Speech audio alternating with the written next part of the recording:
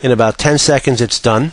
And what this has generated is, well, an alternate white base, which is slightly different from the 4 white bases Quicksteps automatically generates. And this white base is one that would also be used on non-black shirts.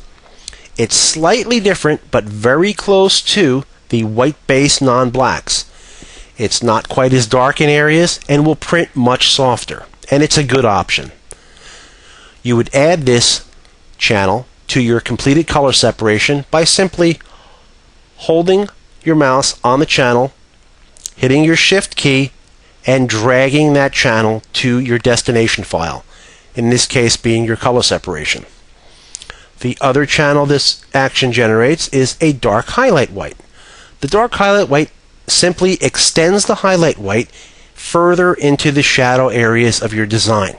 And this highlight can be very helpful with some images, especially when trying to mute hard to control colors. For example, if you're attempting to generate flesh without using actual flesh inks, which I don't recommend, but it can be done. This highlight white will help you out quite a bit. I've already run the Quicksteps Go simulated process action on this file and deleted any channels that we're not going to use. I chose this file and included it on your disk for a specific reason, and that's to illustrate problems that could occur with a certain type of file, and this happens to be one of them. Let's take a look at the RGB, and you can see this glow coming off the flames. And as I've said previously, glows could turn into nightmares, but there's an easy way to adjust them. The main problem with these glow effects is how they destroy certain aspects of the white underbase. And this is the exact reason why I chose to make this mask from the RGB file and include it within my channels palette prior to running the color separation, since we'll need this mask to adjust the white base. And I'll show you exactly why. Let's turn on the channels. And as you can see, it doesn't look too bad, but there is way too much white ink coming off of these flames. So much so that there's not enough red or yellow to overprint over top of that white, and you're going to get this white halo effect, which is not going to look that great on a black t-shirt. Zoom in and you'll see what I mean. So by turning off the red and turning off the yellow, it's really not having that much of an effect covering up that white. We have to do something about that, and this is exactly why we have this mask. What we're going to do is hold down the Control key and click this mask channel.